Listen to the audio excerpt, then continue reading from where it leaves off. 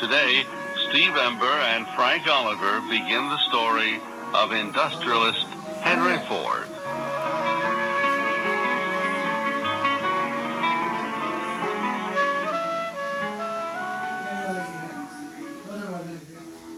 Many people believe Henry Ford invented the automobile. But Henry Ford did not start to build his first car until 1896. That was 11 years after two Germans, Gottlieb Daimler and Karl Benz, developed the first gasoline-powered automobile. Many people believe Henry Ford invented the factory system that moved a car's parts to the worker instead of making the worker move to the parts. That is not true either. Many manufacturers used this system before Ford. What Henry Ford did was to use other people's ideas and make them better. Others made cars. Henry Ford made better cars, and he sold them for less money. Others built car factories. Henry Ford built the biggest factory of its time, and he made the whole factory a moving production line. Henry Ford had great skills in making machines work. He also had great skills as an organizer. His efforts produced a huge manufacturing company. But those same efforts almost ruined the company he built. Henry Ford was born on a farm in the state of Michigan on July 30th, 1863. The farm was near the city of Detroit. Henry was always interested in machines. He was always experimenting with them. He enjoyed fixing clocks, and he helped repair farm equipment. When Henry was 16 years old, he left the family farm. He went to Detroit to learn more about machines. In 1879, when Henry began work in Detroit, the city was a center of industrial development. Travelers could tell they were near Detroit by the cloud of smoke that hung over the city. Detroit was a center of iron and steel making. Nearby mines of lead and salt brought chemical companies to the city.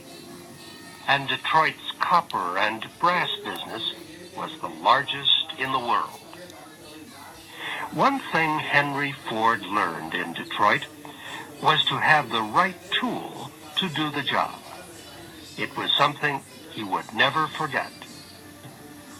After 3 years in Detroit, Henry returned to his family farm. He remained on the farm until he was 30 years old. But he was not a real farmer.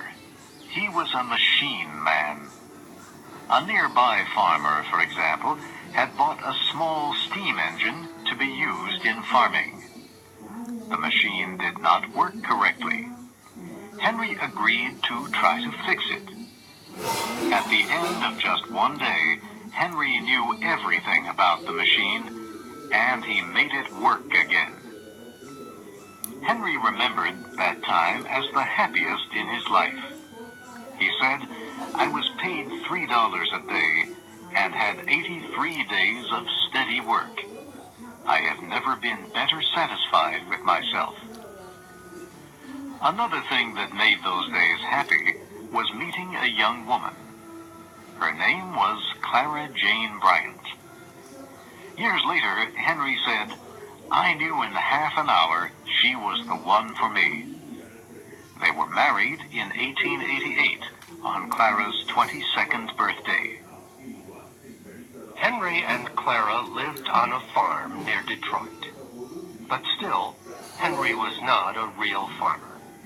He grew some food in a small garden, and he kept a few animals. But he made money mostly by selling trees from his farm, and he continued to fix farm equipment. It was really machines that he loved. In 1891, Henry visited Detroit. There, he saw a machine called the Silent Auto. It was a device powered by gasoline. It had been developed by a German, Nicholas August Otto. He was one of the men who had worked with Gottlieb Daimler, who developed the first gasoline-powered automobile. The Silent Auto did not move, but Henry saw immediately that if the machine could be put on wheels, it would move by itself. He returned home to Clara with an idea to build such a machine. He was sure he could do it. But the machine would need electricity to make the engine work. And Henry had not learned enough about electricity. So he took a job with an electric power company in Detroit. Henry, his wife Clara, and his young son Edsel moved to the city.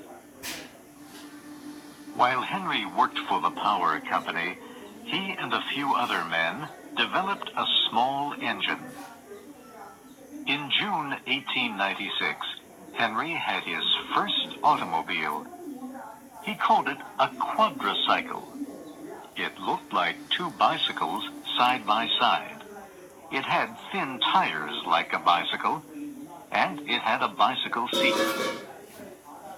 In 1899, Henry resigned from the power company to work on his automobile.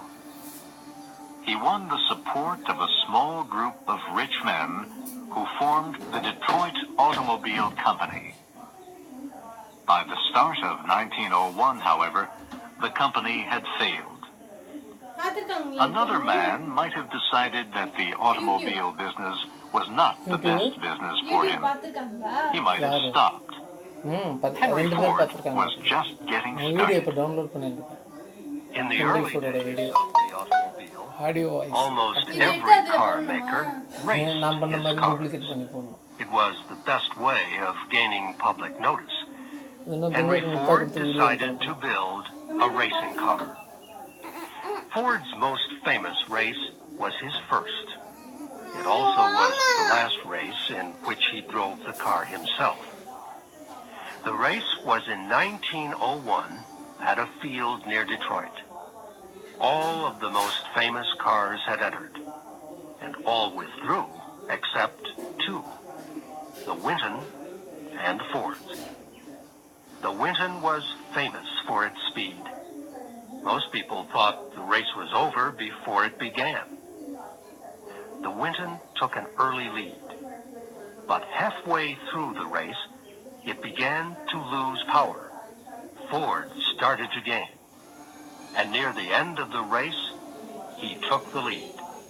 Ford won the race and defeated the champion. His name appeared in newspapers. His fame began to spread. Within weeks of the race, Henry Ford formed a new automobile company.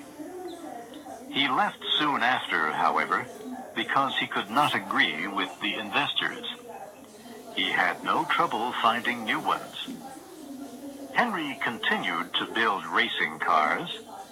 His most famous cars of the time were the Arrow and the 999.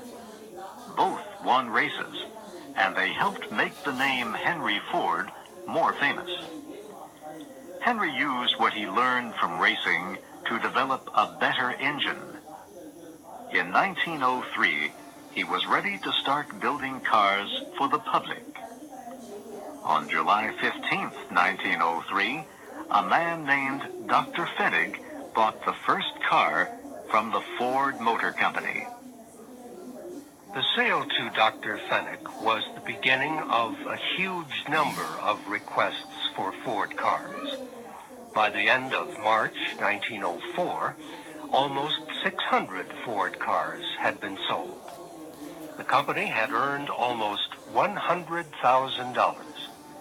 Sales were so great that a new factory had to be found. At the start of 1905, the Ford Motor Company was producing 25 cars each day. It employed 300 men. The company produced several kinds of cars. First, there was the Model A. Then there were the Model B, Model C, and Model F. They were just a little different from the Model A, one of Ford's most famous cars. Ford's Model K car was for wealthy buyers. One of the company's investors was sure the future of the automobile industry was in this costly car. Henry Ford did not agree. He was sure the future of the automobile industry was in a low-priced car for the general public. He said then, and many times after, "I want to make a car that anybody can buy." These conflicting beliefs led to a battle for control of the company. In the end, Henry bought the stock of the investors who wanted to make costly cars. He was then free to make the low-cost car he believed in. The story shows the way Henry's mind worked. When he thought he was correct, he was willing to invest his efforts and his money. Earlier, he had walked away from the business of making cars when he could not control the business. Now he had the money to buy the stock of those who disagreed with him. In 1907, Henry Ford said, "I will build a motor car for the great mass of people. It will be large enough for the family, but small enough for one person to operate and care for. It will be built of the best materials. It will be built by the best men to be employed. And it will be built with the simplest plans that modern engineering can produce.